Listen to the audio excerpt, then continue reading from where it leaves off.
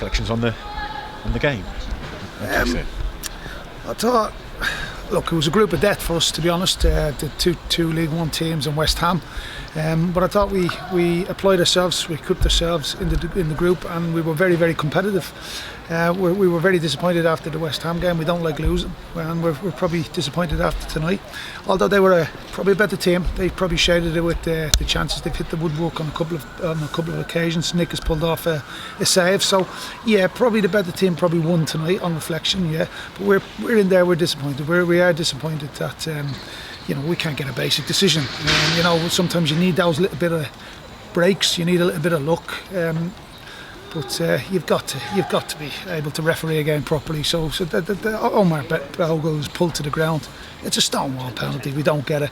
They take a short corner, and they cross the ball, and it flies in the top corner. So, look, at the end of the day, I've been here since the day I walked through the door. Those little things go against you, but there's no excuses. There's no excuses for the officiating. It's getting worse, and it's not the reason we lost the game, but it needs addressing. But the lads, we asked them to give everything, and they did. They really did.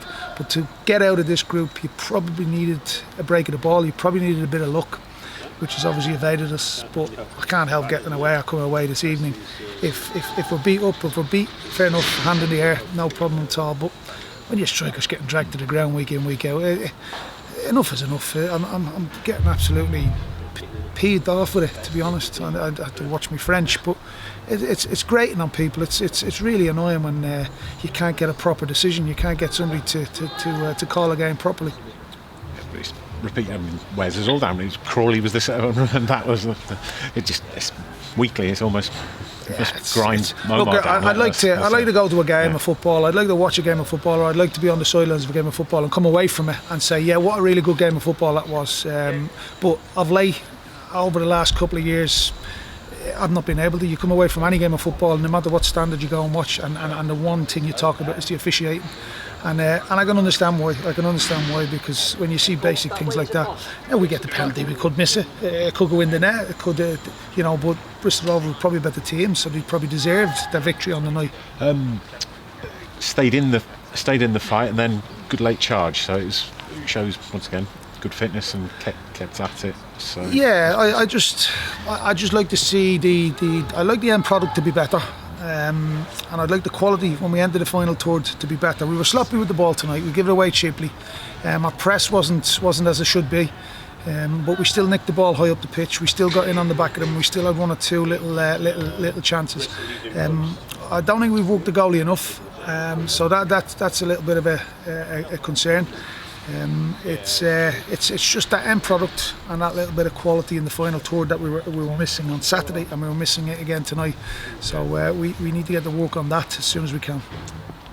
Fulfilled the fixture when we left on Saturday, and they'd given everything. It wouldn't have foreseen it being so close. So that's. Yeah, look, the lads, we asked them to give everything. They do. They represent the club. They represent the badge really, really well. But again, like I say, the difference between the divisions, the difference between Bristol Rovers, West Ham and ourselves is that quality, is that end product, is that quality in the final third. And that's probably the reason why we exited the group. But I think we exited the group with our heads held high. We've made progress in the other two cup competitions. We've got some young lads on the bench, 2 17-year-olds on the bench. We've got minutes into James Clark. We've got minutes into Seb, which is positive. We're very, very competitive, and I'm getting back to the stage where I enjoy watching us because we're in most majority of the games. The lads have had a lot to deal with this season. We've had a lot of turmoil. And circumstances go against us, but yeah, look, once again they've dug deep for us, and they've run themselves into the ground. On James and said that was almost ideal for you. It was a good half hour to work him towards being an option, probably bit further down the line. Yeah, well, we got, what did we get? We got 22 minutes, was it? 68 minutes. So we got 22 minutes and whatever, the 3 minutes extra. So 25 minutes in total.